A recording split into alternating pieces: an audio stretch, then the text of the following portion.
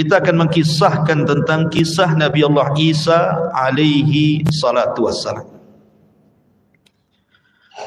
Nabi Isa adalah Nabi yang terakhir dari Nabi-Nabi Bani Israel. Sebagaimana Nabi Muhammad SAW adalah Nabi yang terakhir dari Nabi-Nabi Arab. Dan Rasul kita penutup semua para Nabi dan Rasul. Nabi-Nabi Bani Israel itu yang paling masyhur adalah Nabi Musa. Kemudian setelah Musa, Isa. Ini yang paling masyhur. Kenapa? Karena keduanya membawa agama. Yang satu Yahudi, yang satu Nasrani. Baik, sebelum saya kisahkan tentang keluarga Nabi Isa, kemudian bagaimana kelahirannya, bagaimana masa remajanya, bagaimana dewasanya, bagaimana diangkatnya beliau menjadi Nabi dan Rasul, bagaimana pula dakwahnya, bagaimana upaya pembunuhan kepada Isa sampai diangkat ke langit dan kelak di akhir zaman akan diturunkan. Maka kita akan menjelaskan 3 poin dulu sebelum kita masuk pada kisah-kisah yang jauh lebih lengkap nanti kita akan kisahkan. Ma'asyiral muslimin yang dimuliakan Allah Subhanahu wa taala, malam ini kita akan berkisah tentang hubung kait Nabi sallallahu alaihi wasallam dengan orang-orang Nasrani, termasuk hubung kait Nabi sallallahu alaihi wasallam dengan Nabi Isa itu sendiri, dan termasuk hubung kait Nabi Isa dengan umat Islam. Ini penting kita jelaskan, ya. Ma'asyiral muslimin yang dimuliakan Allah Azza wa Jalla, apa hubung kait Nabi dengan orang-orang Nasrani? Di zaman Nabi sallallahu alaihi wasallam, ikhwatu fiddin yang dimuliakan Allah Azza wa Jalla, kebanyakan orang yang masuk Islam itu adalah orang-orang Nasrani dibandingkan orang Yahudi. Jadi orang-orang Yahudi itu ada yang masuk Islam tapi tidak sebanyak Nasrani. Karena orang Nasrani itu diberikan kelembutan hati. Kita lihat saja kisah ketika Nabi SAW menyurati beberapa raja Nasrani. Nabi SAW pernah menyurati 3 raja Nasrani di zamannya. Pertama, Raja Romawi yang disebut dengan Muqawqis, Herakli. Raja Romawi yang disebut dengan Herakli atau Kaisar. Kemudian yang kedua Raja Najasyi yang namanya Ashama ibn Afjur. Kemudian Raja Mesir yang disebut dengan Muqawqis. Kita tahu bahwa di antara 3 raja ini, yang pertama masuk Islam siapa? Najasyi. Najasyi masuk Islam. Ketika dapat surat saja dia langsung kemudian masuk ke dalam Islam, Ashama ibn Afjur ini. Dan baik Islamnya sehingga ketika wafatnya Nabi SAW mensalat gaibkan Raja Najasyi. Kemudian yang kedua Raja Muqawqis.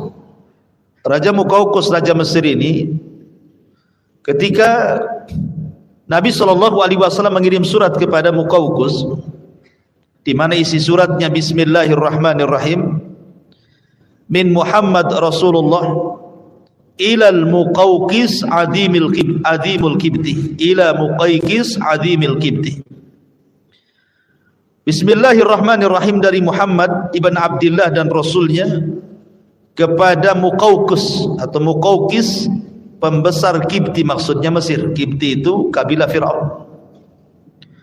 Salamun ala man ittaba'al huda, keselamatan bagi siapapun yang mengikuti petunjuk. Amma ba'du, kata Rasul, fa inni ad'uka bida'watil Islam.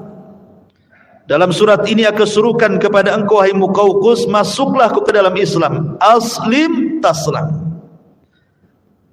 Kalau engkau masuk Islam, maka balasannya yu'tikallahu ajraka marrataini, maka Allah akan berikan kau 2 pahala. Kemudian Rasul SAW mengajak dengan menyebut atau mencantumkan ayat qul ya ahlal kitab ta'alau ila kalimatin sawa bainana wa bainakum alla na'budu illallah wa la nusyriku bihi syai'an wala nattakhidu ba'duna ba'dan arbaba min dunillah fa in tawallaw faqul asyhadu bi anna muslimun. Katakan ya Muhammad kepada ahli kitab Yahudi dan Nasrani itu, kemarilah bersatu kepada kalimat yang sama. Antara kami dengan kalian tidak boleh menyembah kecuali kepada Allah dan tidak menyekutukan Allah dengan apapun. Ketika Muqawqis ini membaca surat ini, Muqawqis ini dia memuliakan suratnya Rasul, tidak seperti orang-orang Persia. Orang Persia dirobek suratnya Rasul, bahkan dibunuh yang membawa suratnya. Makanya Rasul murka kemudian mendoakan kehancuran Persia. Setelah didoakan Nabi SAW kehancuran Persia, maka tidak ada Persia sampai hari ini, bahkan sampai kiamat. Ya, kualat dengan doanya Nabi. Tapi Muqawqis ini dia berdialog dengan pembawa surat yang ketika itu yang membawa surat adalah Hatib bin Abi Balta'ah. Jadi kata Muqawqis, kata Hatib bin Abi Balta'ah kepada Hatib ini, ya Hatib, ma mana'a sahibuka in kana nabiyyan an yad'u ala man akhrajuhu min biladihi fayusallitullahu alaihi musuh. Katanya Muqawqis ini kepada siapa?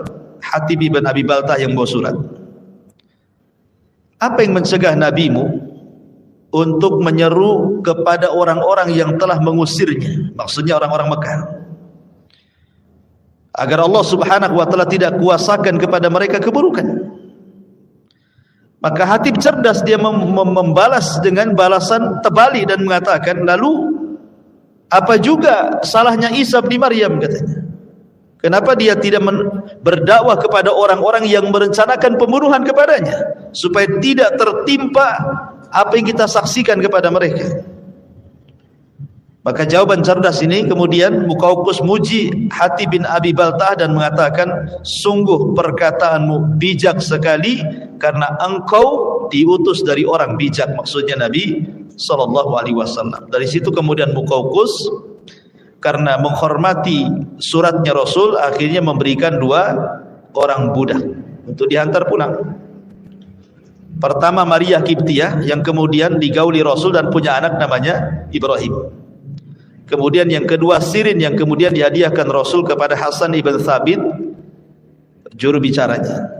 Dalam riwayat, Muqawqis memberikan dokter spesialis, suruh tinggal bersama Nabi. Jadi kalau Nabi sakit, nanti dokter ini yang merawatnya. Tapi Nabi SAW malah menyuruh balik lagi dokter itu. Dan Rasul mengatakan, idhab la hajata lana anka, nahnu qaumun la na'kul hatta naju' wa idza akalna la nasbah. Pergi kau pulang lagi ke Mesir sana, kami ini kaum yang tidak pernah makan kecuali lapar, dan apabila kami makan kami akan berhenti sebelum kenyang, kata Rasul. Artinya ini Rasul SAW mengatakan apa? Bahwa kami ini diajarkan kesehatan. Coba antum lakukan kaidah ini, makan setelah lapar, gitu ya. Kemudian, jadi kalau ingin makan tuh nunggu lapar dulu. Nanti ketika makan sebelum kenyang berhenti. Itu kesehatan. Ya, walaupun secara lafaz hadis ini memang dhaif, tetapi secara makna benar, gitu ya. Karena bagaimanapun perut ini perlu tiga isi kan, sepertiga untuk makanan, sepertiga untuk minuman, sepertiga untuk bernafas. Jangan semua dimasukkan makanan, megap-megap lah kan gitu. Akhirnya lemas, mau tidur saja, dan begitu seterusnya. Intinya walaupun belakangan akhirnya Muqawqis ini masuk Islam setelah kemudian Nabi SAW menguasai Mekah dan Madinah, dan kemudian mengutus utusan, dan belakangan Mesir menjadi negara Islam sampai hari ini, gitu ya. Taib. Adapun Romawi, Herakli ini, ketika disurati Nabi SAW, dia sebenarnya sudah tertarik. Cuman karena takut kehilangan jabatan, akhirnya menolak. Tetapi dia pun memuliakan surat Rasul SAW dan meletakkan di tempat yang terjaga.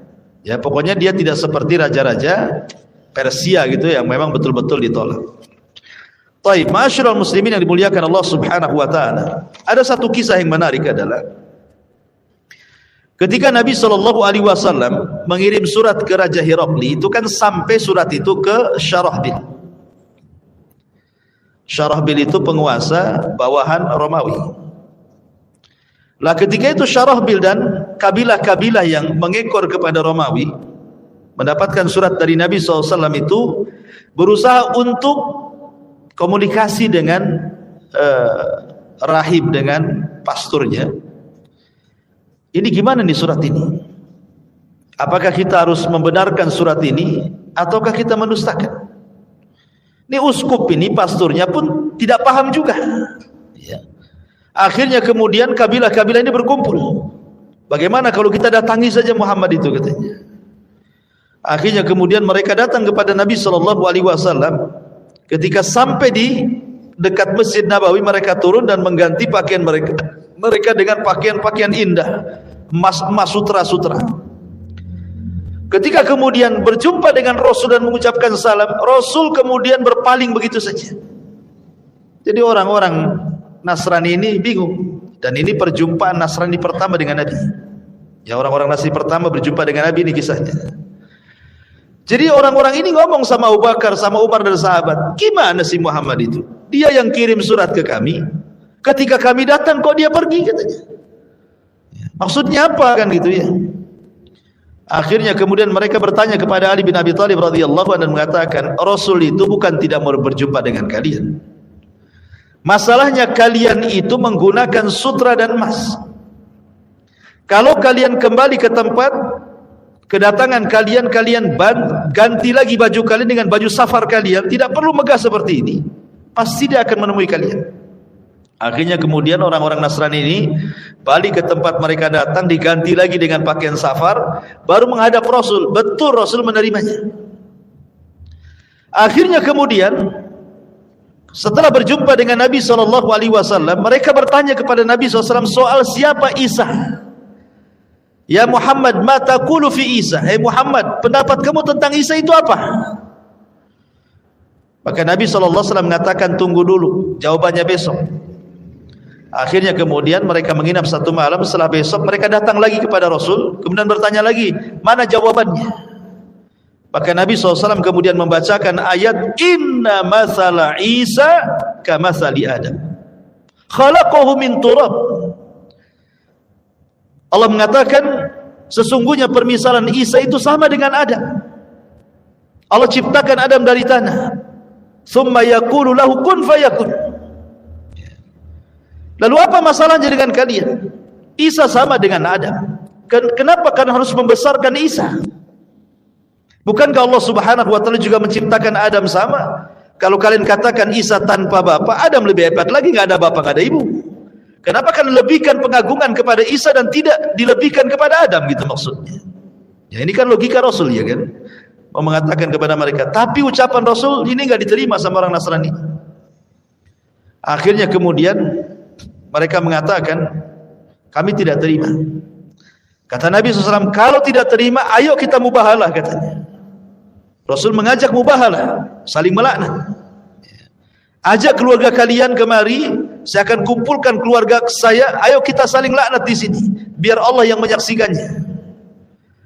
Akhirnya setelah kemudian mereka pulang dan siap membahalah, di tengah jalan takut mereka. Gimana ya kalau nabi-nabi, kalau memang dia benar-benar nabi, celaka kita, katanya. Akhirnya balik lagi, tidak mau mereka. Ya. Enggak mau dan mengatakan, ya Muhammad, kami tidak jadi mubahalah, katanya. Sudah, sekarang apa yang kau mau? Akhirnya kata Rasul mengatakan, kalau kalian tidak mau masuk ke dalam agamaku, maka akan harus bayar jizyah, upeti, kalau tidak saya perangi. Akhirnya mereka setuju bayar upeti. Kemudian mereka pulang. Di tengah jalan uskup ini, pendeta ini dengan saudaranya bertengkar. Ya. Jadi suatu ketika nih, di tengah jalan unta saudara uskup ini, saudara pendeta ini terperosok ke dalam lubang di padang pasir, tiba-tiba mencela Nabi. Ya. Maka sang uskup, sang pendeta mengatakan, jangan kau cela dia, jangan kau cela dia, katanya. Kemudian saudara yang mengatakan, heran, kenapa kau membela dia? Ya. Kemudian kata uskup mengatakan, karena saya mengetahui dia seorang nabi, saya yakin dia nabi, katanya. Loh, kalau engkau memang mengakui dia nabi, kenapa engkau tidak ikut dia, katanya kan? Kenapa ikut kami? Ikut aja sana, katanya. Akhirnya kata pendeta, ya tidak bisa lah. Kalau saya ikut dia, marwah saya taruh di mana? Saya ini pemimpin kaum. Kalau saya ikut agama Muhammad, saya jadi orang biasa, katanya. Saya nggak jadi pendeta lagi, katanya. Lihatlah pendeta-pendeta yang masuk Islam kan jadi orang biasa kan. Kecuali belajar agama jadi ustadz kan gitu ya. Ya harus mulai dari awal lah kan begitu. Akhirnya kemudian saudaranya ini malah marah. Oh, itu yang menghalangi engkau membenarkan hidayah, katanya. Kalau begitu biar aku yang masuk Islam, katanya. Dia yang masuk Islam, dia ke Madinah, dia pula yang masuk Islam, coba bayangkan ya. Dia oleh yang mencela Islam, dia pula yang masuk Islam ya. Tapi intinya bahwa kisah ini di sini bagaimana Nabi SAW ada hubung kait dengan orang-orang Nasrani, ya kan? Intinya di situ. Kemudian yang kedua, pembahasan yang kedua, hubung kait Nabi SAW dengan Nabi Isa. Apa hubung kait Nabi SAW dengan Nabi Isa? Masyarul muslimin yang dimuliakan Allah Subhanahu wa taala, dalam hadis Luqman ibn Amir, dia pernah mendengar Aba Umamah berkata kepada Nabi SAW, "Ya Nabi Allah, wahai Nabi Allah, dari mana kau memulai dakwah? Dari mana kau memulai dakwah?" Maka Nabi SAW mengatakan, "Da'watu Ibrahim wa busyra Isa wa ra'at ummi annahu yakhruju minha nurun adha'at lahu qusur Syam." Saya memulai dengan dakwahnya Ibrahim tauhid, dan saya memulai dengan kabar gembira yang diberikan kepada Isa akan kedatanganku. Dan waktu ibuku sedang melahirkan keluar cahaya, yang cahaya melesat ke istana-istana yang ada di Syam dan menerangi istana itu. Sini kata Nabi SAW mengatakan, wa busyra Isa, aku memulai karena Isa sudah dihabar gembirakan akan kedatangan diriku. Dan Nabi SAW menjadikan Isa itu sebagai persaksian yang menjamin orang masuk surga.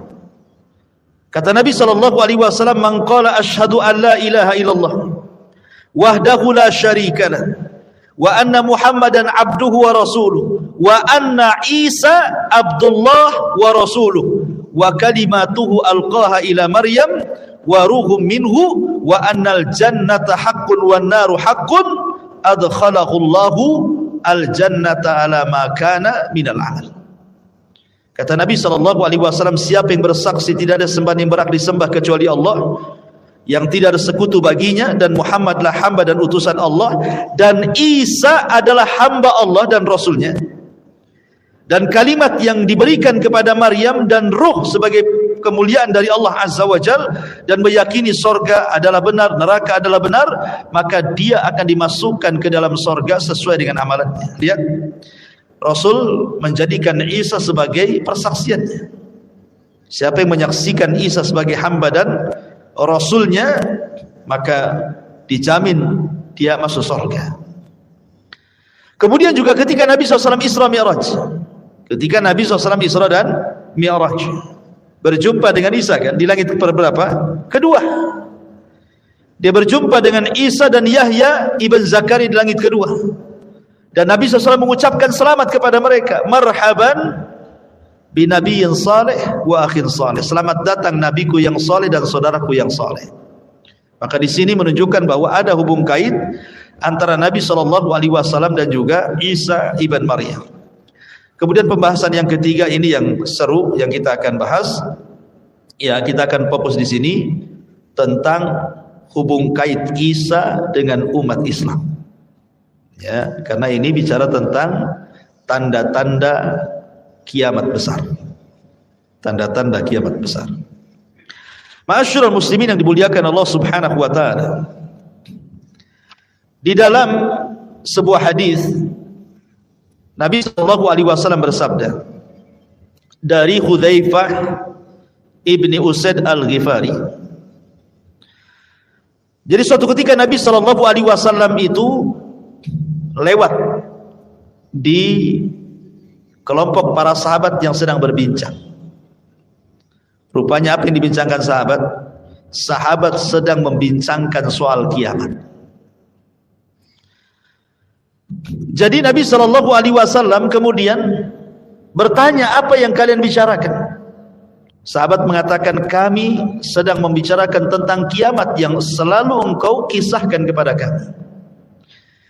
Maka Rasulullah SAW mengatakan, lan taqumas sa'ah hatta tarau qablaha asyra ayat. Tidak mungkin tegak kiamat sampai kalian melihat 10 tanda besar kiamat. Kemudian Nabi SAW menyebutkan adanya dukhan, dajjal, binatang yang melata yang bisa bicara, keluarnya matahari dari arah barat, turunnya Isa bin Maryam, keluarnya Ya'juj dan Ma'juj, dan 3 gempa yang berturut-turut dari arah timur, barat dan jazirah Arab, dan terakhir keluar api yang keluar dari Aden Yaman yang akan menggiring manusia sampai ke Syam. Disitulah kiamat dibangkitkan, kata Nabi. Lah di antara 10 tanda kiamat itu adalah nuzulu Isa bin Maryam, turunnya Isa bin Maryam. Inilah ada hubung kait alaqah Isa dengan umat Islam. Bagaimana kisahnya? Ini yang menarik, ikhwan. Ma'asyiral muslimin yang dimuliakan Allah Subhanahu wa taala. Ketika kaum muslimin kebingungan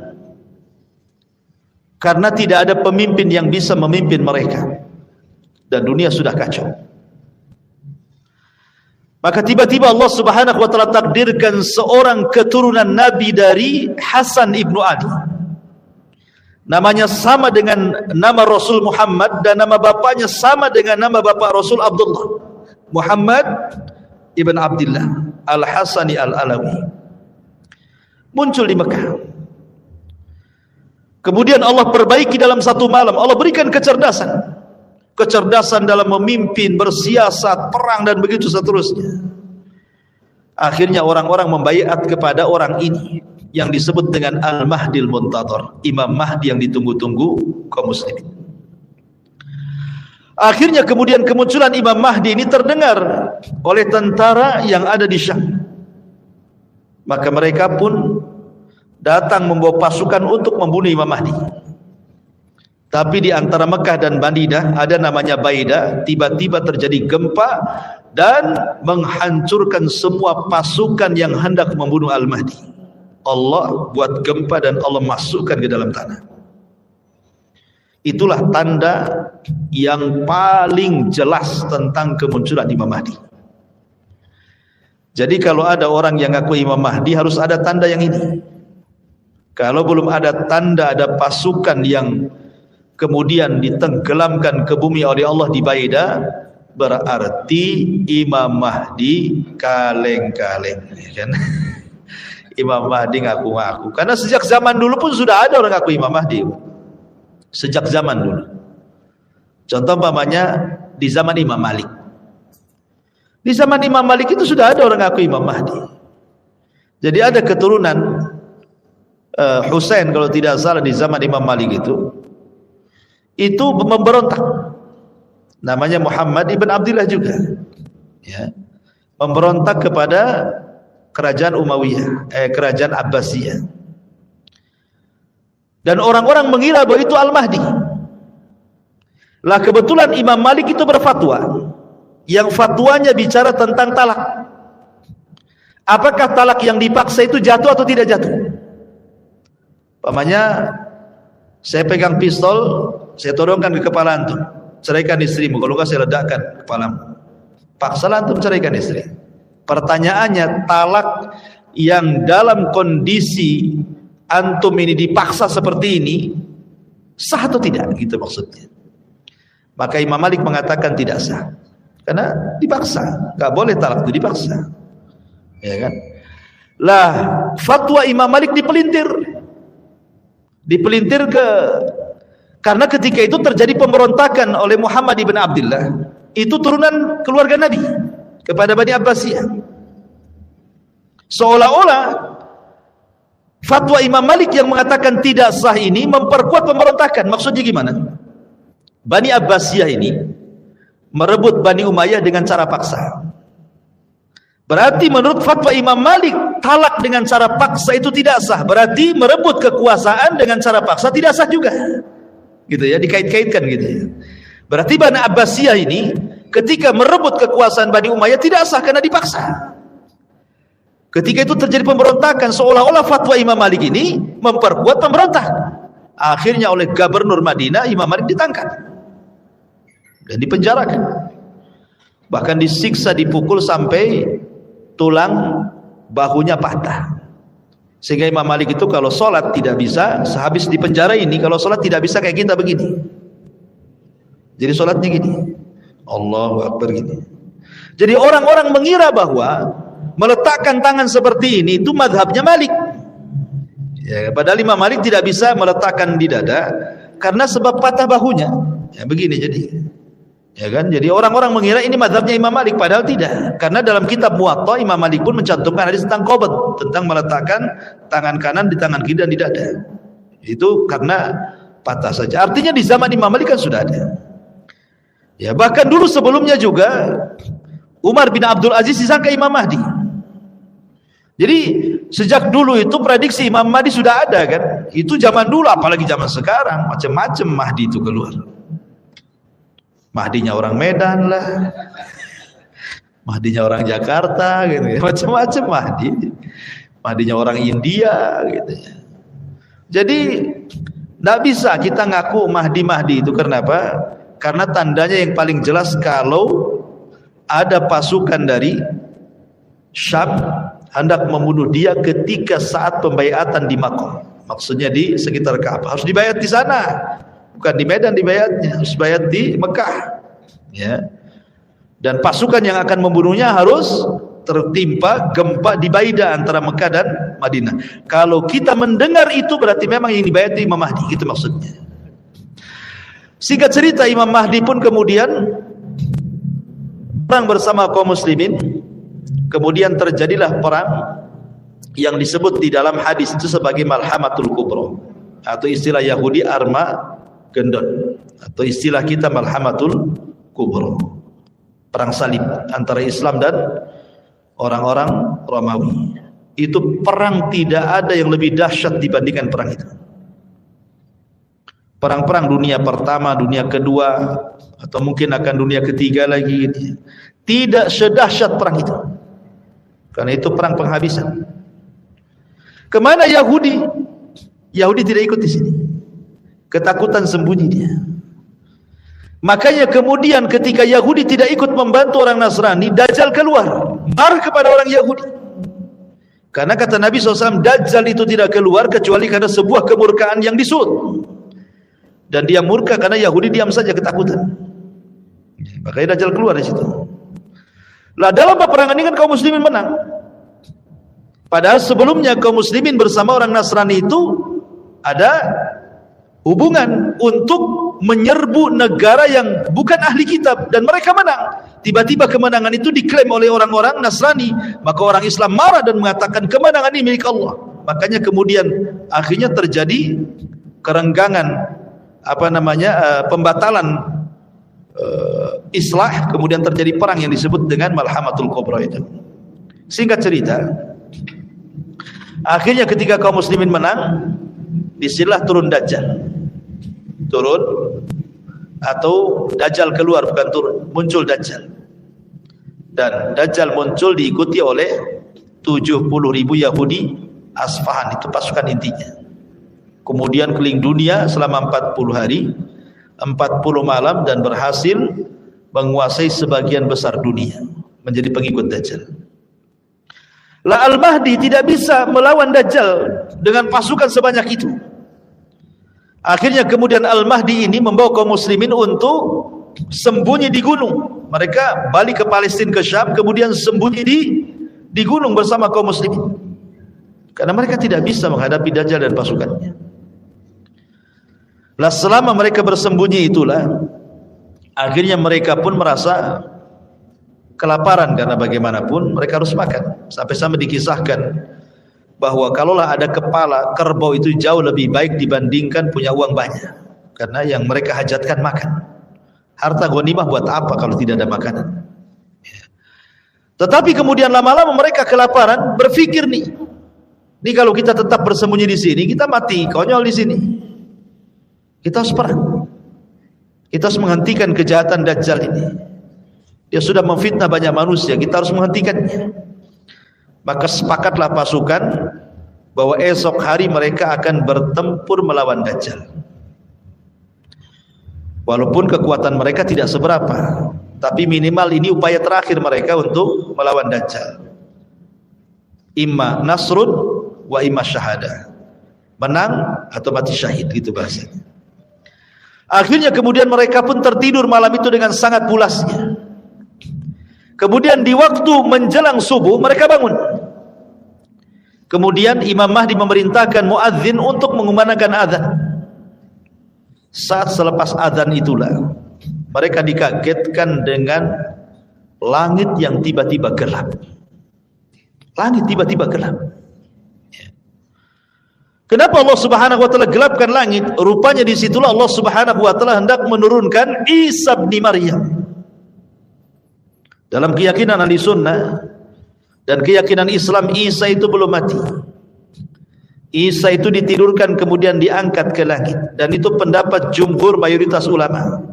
Walaupun ada yang menyelisih seperti Imam Suyuti mengatakan Isa itu mati kemudian diangkat, tapi nanti akan diturunkan lagi katanya. Tapi pendapat yang kuat bahwa Isa itu belum mati. Dia hidup, cuma ditidurkan kemudian diangkat ke langit dan akan turun di akhir zaman. Lah ketika Isa turun, maka Isa kemudian turun dari langit kedua bersama dua malaikat yang mengapitnya. Sampai-sampai Nabi SAW menjelaskan, dia memakai mahrudataini, kain semacam kain ihram yang diapit dua malaikat, ya kan? Kemudian juga di mana kain itu mengeluarkan bau minyak za'faran dan misik. Dan apabila kemudian wajahnya tertunduk ke bawah seperti ini, maka akan menetes air seolah-olah dia habis mandi. Padahal tidak, karena rambutnya keriting kemudian lurus sampai bahu. Dan kata Nabi SAW, warna kulitnya putih kemerah-merahan seperti seolah-olah dia baru keluar dari hammam. Mungkin bahasa kitanya habis sauna lah gitu ya. Jadi bersih Isa itu. Kemudian turun ke bumi. Di mana turunnya Isa? Isa turun di sebuah menara di sebelah timur Damaskus. Lah menara itu, ma'asyiral muslimin yang dimuliakan Allah Azza wa Jal, Manaratul Bayda yang berwarna putih itu sudah ada. Sekarang ada menaranya. Ada di pasar. Ya, di pasar itu ada menara, dan itu sudah umurnya sudah ratusan tahun. Di mana? Di Suriah sana, Damaskus. Ya, panjangnya sekitar ya 15 meteran lebih lah. Di mana Isa itu akan turun di situ. Kemudian setelah Isa turun, maka Isa akan memakaikan baju perangnya. Kemudian setelah dia pasang baju perangnya, kemudian dia menemui kaum muslimin yang ada di gunung yang sedang bersembunyi. Ketika kemudian kegelapan itu hilang, maka mereka melihat di hadapan mereka adalah ruh Allah, ada Isa bin Maryam. Kenapa mereka mengenal Isa? Ya dari ciri-ciri yang disampaikan Nabi akan tentunya, bahwa ini adalah Isa. Maka kemudian Isa bin Maryam pun mulai mengusap wajah-wajah dari kaum muslimin yang tersisa yang ada di atas gunung itu. Kemudian Isa bin Maryam menyebutkan tentang derajat mereka di surga. Subhanallah. Beruntunglah orang-orang yang diusap mukanya oleh Isa, karena Isa menyebutkan tentang derajat mereka di surga. Setelah itu kemudian qomat pun dikumandangkan. Maka Imam Mahdi meminta Isa untuk menjadi imam. Tapi Isa tidak mau dan mengatakan, kalian jauh lebih baik dibandingkan aku. Maksudnya umat Islam jauh lebih baik dibandingkan umat Nasrani. Sebaiknya kalian yang jadi imam. Akhirnya kemudian Imam Mahdi pun memimpin solat, dan Isa solat di belakang Al-Mahdi dan kaum muslimin. Selesai solat, maka Isa kemudian membariskan pasukan kaum muslimin. Kemudian kata Isa bin Maryam, aku berikan kalian 3 pilihan.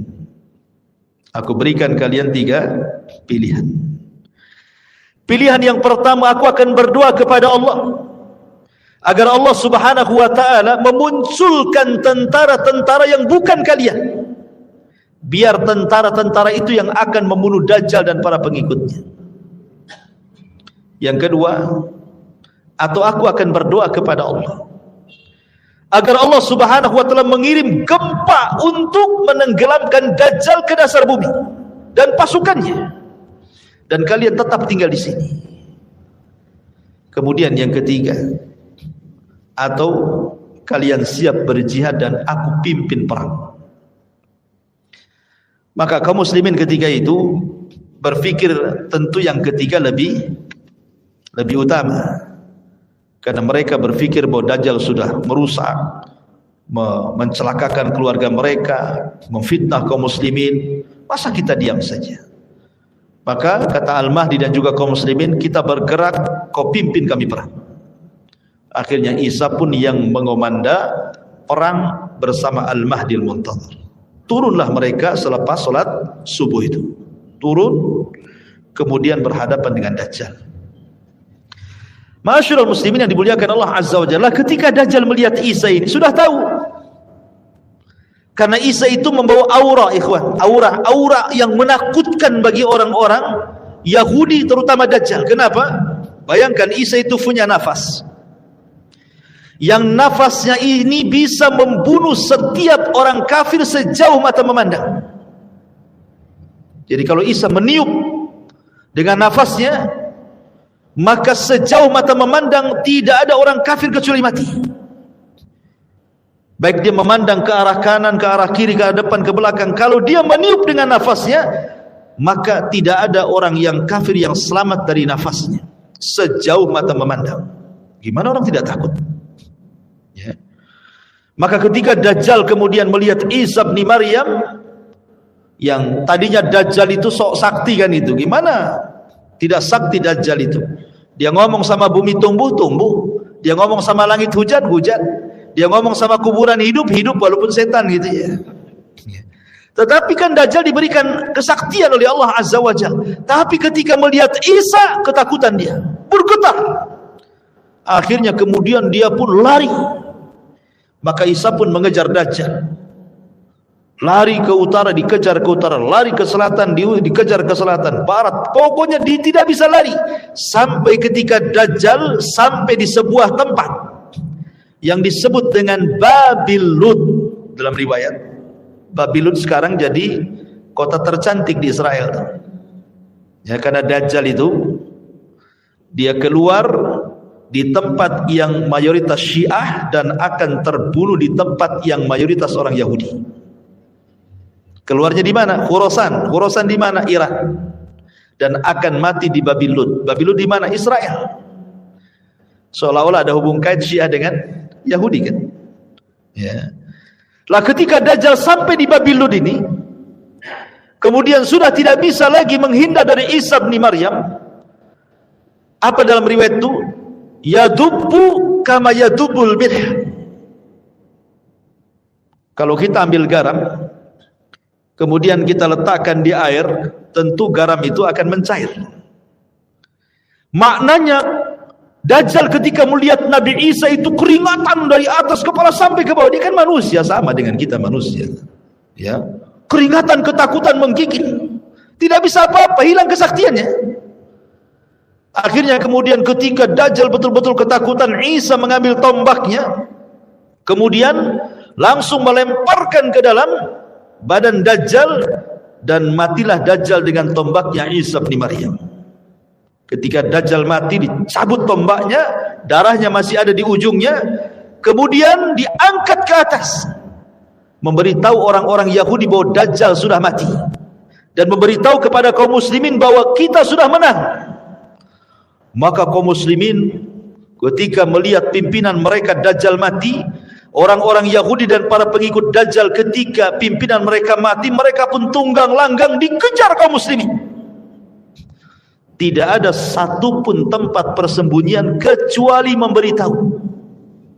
Kalau orang Yahudi sembunyi di batu, kata batu, "Hei Muslim, nih di belakang ada Yahudi, bunuh dia." Kalau dia sembunyi di balik pohon rambutan, kata rambutan, Muslim nih, di balik pohon saya ada Yahudi, bunuh dia. Tidak ada satu pun tempat persembunyian kecuali dikasih tahu. Alamat kiamat, ikhwan. Ya. Maka ketika itu, ma'asyiral muslimin yang dimuliakan Allah Azza wa Jalla, Dajjal mati. Kemudian orang-orang Yahudi sebagian mereka menyerah, sebagian mereka lari bertunggang langgang bersembunyi, sebagian mereka dibantai, dibunuh dan begitu seterusnya. Maka setelah kemudian Dajjal meninggal, maka Isa kemudian meminta kepada seluruh ahli kitab, baik Yahudi ataupun Nasrani, agar mereka masuk Islam. Kalau tidak, maka mereka akan mati. Pilihannya cuma dua, masuk Islam atau mati. Ya, tidak ada jizyah. Ya, kalau di zaman Rasul ada jizyah. Kalau anda tidak masuk Islam nggak apa-apa, tapi bayar upeti. Kan begitu ya? Hatta yu'tul jizyata ayyadi wa musagir. Tetapi di akhir zaman tidak ada lagi jizyah. Makanya dalam riwayat, di antara Muhammad Isa itu, di antara tugas Isa selain membunuh Dajjal adalah meletakkan jizyah. Tidak ada lagi jizyah, tidak ada lagi upeti. Yang ada cuma dua pilihan, masuk Islam atau mati. Dari situlah tidak ada satupun ahli kitab kecuali masuk Islam. Tidak ada satupun ahli kitab kecuali masuk Islam. Dan ini disyaratkan dalam Al-Quran, wa im min ahlil kitab illa la yu'minanna bihi qabla mauti. Dan tidak ada satupun ahli kitab kecuali akan beriman kepada Islam lewat Isa sebelum kematiannya. Semua masuk Islam. Ya. Lah ketika kemudian semua masuk Islam, apa yang terjadi? Walau anna ahlal qura amanu wattaqau lafatahna alaihim barakati minas sama'i wal ardh. Kan begitu. Kalau penduduk negeri itu beriman dan bertakwa, maka berkah dari langit dan dari bumi Allah buka selebar-lebarnya. Ketika bumi tidak ada orang kafir, semua muslim, apa yang terjadi? Berkah bumi. Langit hujan, kemudian bumi menumbuhkan tumbuhannya. Sampai-sampai dikisahkan ada orang masuk ke cangkang buah delima itu, bisa 10 orang masuk ke cangkangnya. Anda bisa bayangkan sebesar apa tuh delimanya itu. Ya. 10 orang masuk ke cangkang delima lo bisa masuk tuh. Saking suburnya gitu ya, saking berkahnya negeri itu. Makanya Rasul mengatakan, tuba, keberuntunganlah bagi orang-orang yang hidup di saat Isa bin Maryam hidup di akhir zaman. Karena nggak ada orang kafir, semua Islam, ya otomatis kan berkah semuanya, langit bumi berkah. Ya. Ma'asyiral muslimin, sampai dijelaskan, sampai tidak ada satupun binatang buas yang kemudian memangsa hewan lainnya. Jadi umpamanya kambing dengan harimau berkawan, gitu maksudnya. Singa dengan unta berkawan, nggak ada hasad-hasadan itu, nggak ada gitu. Sampai seperti itu gitu loh. Ya, sampai hewan-hewan buas dengan hewan jinak itu bersahabat. Saking berkahnya ketika Isa itu diutus oleh Allah Azza wa Jalla, diturunkan ke bumi itu. Itu setelah meninggalnya Dajjal. Tetapi apakah kemudian berlangsung lama? Tidak juga. Rupanya setelah fitnah Dajjal ini, ada fitnah yang jauh lebih dahsyat lagi. Mereka sedang enak-enaknya dapat berkah, ya kan? Hidup tenang, hidup nyaman, berkah di mana-mana. Tiba-tiba muncul alamat kiamat yang ketiga. Munculnya Ya'juj dan Ma'juj. Tiba-tiba benteng yang pernah dibangun Dzulqarnain itu jebol. Padahal setiap hari Ya'juj dan Ma'juj itu melubangi benteng itu. Ya. Apabila sudah terlobangi, kemudian pimpinannya mengatakan besok lagi. Nanti malam kita istirahat, besok lagi kita lanjut katanya. Kalau besoknya lagi ke tempat yang digali, sudah nggak ada itu galiannya. Kembali nutup tanahnya. Setiap hari seperti itu. Tetapi kata Nabi SAW, nanti diilhamkan oleh Allah Azza wa Jalla kepada pemimpin Ya'juj dan Ma'juj mengatakan insya Allah. Sebab kata insya Allah inilah lubang itu jebol. Apa kata pimpinan Ya'juj dan Ma'juj? Nahfiru ghadan insya Allah. Besok kita gali lagi insya Allah.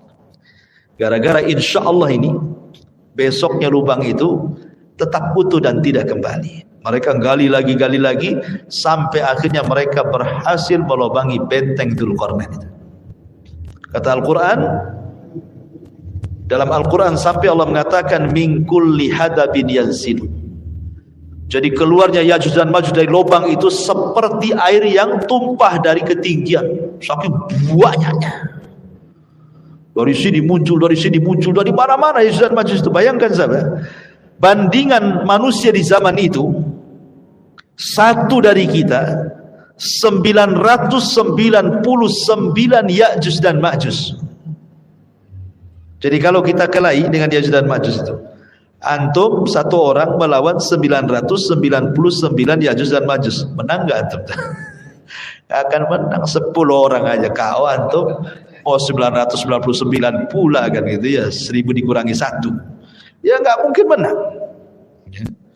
Makanya kata Nabi SAW mengatakan, nanti ada kaum yang tidak bisa diperangi, tidak bisa dibunuh, sebaiknya menghindar dari kaum ini.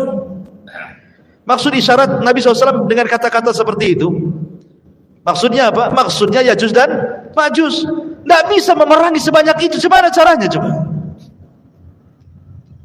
Akhirnya kemudian terpaksa Isa bin Maryam mengajak kaum muslimin untuk mengungsi lagi ke gunung. Ini setelah meninggalnya Al-Mahdi. Karena Imam Mahdi itu kan berkuasa 7 tahun saja. Kalau Isa ini 40 tahun. Ya. Jadi Isa ini akhirnya membawa kaum muslimin untuk sembunyi di Bukit Tur. Semua kaum muslimin naik ke Bukit Tur. Hanya bisa memantau dari kejauhan. Cuman bedanya kalau Ya'juj dan Ma'juj dengan Dajjal itu, kalau Dajjal memfitnah agama, orang disuruhnya menyembah dia. Tapi Ya'juj dan Ma'juj fitnahnya beda, karena Ya'juj dan Ma'juj itu hanya merusak saja. Sampai-sampai nih ketika keluar dari benteng itu, orang yang paling depan ini, Ya'juj dan Ma'juj paling depan ini melewati Buhaira, melewati sungai bendungan Tiberias. Tiba-tiba sekali minum habis tuh danau Tiberias itu. Jadi yang belakang sudah nggak dapat tuh. Makanya bahasanya tidaklah melewati yang hijau kecuali kering, tidak melewati air kecuali kering. Semua dimakan dia. Dan ahli tafsir sampai mengatakan, termasuk dia juga memakan manusia, kanibal. Jadi kalau dia membunuh di luar rasnya, maka akan dibunuh dan dimakan dagingnya. Jadi kanibal, betul-betul kanibal. Lah Ya'juj dan Ma'juj ini merusak di bumi. Betul-betul dirusak bumi ini. Sampai semua manusia di bumi ketakutan karena setiap berjumpa dibantai, dibunuh, dibantai, dibunuh. Semua begitu. Sampai akhirnya ketika dia merasa tidak ada penduduk bumi yang dibunuh dia karena sudah terbunuh semuanya oleh dia, dia pun sombong. Kesombongannya sampai kemudian mengatakan di hadapan Allah, qatalna man fil ardi sanaqtuluhu man fis sama. Kami sudah membantai semua manusia yang ada di bumi, sekarang giliran makhluk yang di langit kami bantai juga katanya. Itu sombong tuh. Akhirnya mereka pun mengarahkan panah, tombak, kemudian dilesatkan ke langit. Subhanallah, Allah sedot panah dan tombak itu sampai di balik awan. Wa makaru makran wa makarna makran wallahu khairul makirin. Silakan kau buat makar, Allah punya makar sendiri, dan sebaik-baik makar adalah makar Allah. Akhirnya panah itu tidak kembali lagi, tombak yang dilempar tidak kembali lagi, sudah tidak nampak di balik awan itu. Tapi Allah buat makar, rupanya sengaja tombak dan panah itu dibalikan ke bumi, dan ujung-ujungnya seolah-olah ada darah yang menetes. Jadi seolah-olah mereka sudah membantai yang di bumi dan yang di langit gitu maksudnya. Pada itu makarnya Allah, dibalikan lagi senjatanya. Ketika kemudian mereka makin sombong, maka Allah la yuhibbul mutakabbirin. Allah tidak suka dengan orang yang sombong. Maka Isa berdoa kepada Allah Azza wa Jalla, melihat kerusakan semakin rusak. Akhirnya Isa berdoa kepada Allah, Allah Subhanahu wa taala azab Ya'juj dan Ma'juj dengan cara apa? Dengan cara dikirim naghaf. Naghaf itu seperti dud, ulat kecil, ya kan? Jadi saat Ya'juj sedang tertidur, tiba-tiba di masing-masing tengkuk Ya'juj dan Ma'juj ada ulat yang menggigit dan masuk ke kepalanya. Itulah yang membunuh Ya'juj dan Ma'juj. Anehnya lagi, Satu mati, mati semua. Bukan ini dulu mati, besok ini, enggak. Ya, kayak matikan kotak listrik. Pamannya ini listrik satu Al-Fajr ini cuma satu stop kontak gitu. Sekali mati ya mati semua gitu maksudnya. Serentak matinya itu. Subhanallah, bayangkan ya. Kuasa Allah, ya. Serentak matinya. Hari itu mati semua Yajuj dan Majuj. Anda bisa bayangkan kalau jumlah Yajuj dan Majuj satu dibanding 999, sebanyak apalah bangkai Yajuj dan Majuj yang ada di bumi itu? Tentu tidak ada satu jengkal di bumi kecuali ada bangkainya, kan? Makanya kemudian Isa berdoa lagi untuk supaya Allah membersihkan bangkai-bangkainya. Turunlah kemudian burung-burung sebesar unta, kemudian melempar jasad-jasad itu entah berantah kemana, ke laut mana, sampai betul-betul bersih. Namun ada sisa-sisanya. Karena yang ketiga itu yang paling beruntung apa? Hewan-hewan pemakan daging. Dengan jasadnya, bangkainya, Yajuj dan Majuj yang paling untung hewan-hewan pemakan daging, kan? Banyak makanannya di mana-mana Yajuj dan Majuj, kan gitu. Sehingga sisa-sisa mungkin darah kering itu masih banyak di bumi ini. Makanya kemudian Isa berdoa ketiga kalinya agar Allah menurunkan hujan dan menghempaskan sisa Yajuj Majuj dimasukkan ke dalam air lautan. Lah betul-betul akhirnya bersih bumi itu. Akhirnya kemudian Isa pun turun bersama kaum muslimin, kemudian sempat melakukan haji dan umrah, dan selepas itu kemudian meninggal dunia. Adapun apakah Isa menikah atau tidak, ini masalah khilaf para ulama, dan pendapat yang kuat tidak menikah. Walaupun tidak menafikan, ada yang berpendapat bahwa Isa menikah dan punya anak. Namun apa hikmahnya, pertanyaannya? Kenapa Isa diturunkan? Untuk apa diturunkan itu? Dan kenapa mesti Isa? Bukankah para nabi banyak? Kenapa tidak Ibrahim saja turun? Kenapa tidak Adam saja turun? Kenapa tidak Nuh saja turun? Kenapa mesti Isa yang turun, itu maksudnya? Sebagian para ulama menjawab bahwa karena Nabi Allah Isa alaihi salatu wasallam dihabarkan kepadanya tentang akan kelahiran sosok Nabi akhirul zaman dan umatnya sebaik-baik umat. Maka Isa berdoa kepada Allah agar menjadi umat Nabi. Makanya Isa diturunkan karena dia berdoa ingin menjadi umat Nabi. Makanya Isa ketika turun di akhir zaman bukan hanya seorang nabi tetapi sahabat Nabi. Kenapa disebut sahabat Nabi? Karena dia berjumpa dengan Nabi. Apa definisi sahabat? Manusia yang berjumpa dengan Nabi, beriman dengan Nabi, mati di atas agama Nabi. Itulah Isa. Berjumpa dengan Nabi saat Isra Mi'raj. Ya. Kalau semua Nabi berjumpa dengan arwahnya, Isa berjumpa dengan fisik dan arwahnya. Berjumpa dengan Nabi, masuk Islam, sholat di belakang Imam Mahdi, mati bersama kaum muslimin. Ya. Nabi plus sahabat dan umat Nabi SAW. Jadi itu kenapa kemudian Isa itu, kenapa mesti Isa yang turun? Karena Isa tahu bahwa umat Rasul umat terbaik dan ia ingin menjadi umatnya, makanya Isa yang diturunkan dibandingkan yang lain. Yang kedua, Isa itu sama dengan Adam. Sebagaimana Allah mengatakan, inna masala Isa kamasali Adam khalaqahu min turab. Ya. Isa itu sama dengan Adam, diciptakan dari tanah. Maka makhluk yang diciptakan dari tanah harus kembali ke tanah. Isa kan sudah diangkat di langit. Di langit kedua dengan ruh dan jasad. Dia harus turun. Dia tidak mungkin mati di langit. Dia harus mati di bumi. Maka diturunkan supaya mati di bumi, karena dia tercipta dari tanah, kembali ke tanah. Kemudian yang ketiga, membantah sama orang-orang Yahudi yang mereka mengklaim bahwa nahnu qatalnal Masih ibn Maryam. Orang Yahudi mengatakan kami sudah membunuh Isa, kami sudah menyalimnya. Tiba-tiba Isa turun, kata Isa, mana? Saya masih hidup, saya tak disalib. Ya. Atau membantah orang-orang Nasrani juga yang mengatakan Isa Tuhan, Isa anak Tuhan, Isa satu di antara tiga Tuhan. Buktinya sholat di belakang Imam Mahdi. Masa hamba sholat kemudian dia mati? Masa Tuhan mati? Ya kan? Ya. Kemudian juga di antara hikmah Isa turun itu supaya izharul Islam, bahwa Islam itu akan kembali jaya. Dan dengan turunnya Isa bin Maryam menjadi umat Rasul, kemudian berjuang bersama Al-Mahdi, Itulah kejayaan Islam di zaman itu, sampai bisa bunuh Dajjal dan bisa berdoa kepada Allah agar mengazab Ya'juj dan Ma'juj. Islam akhirnya kuat lagi di zaman itu kan.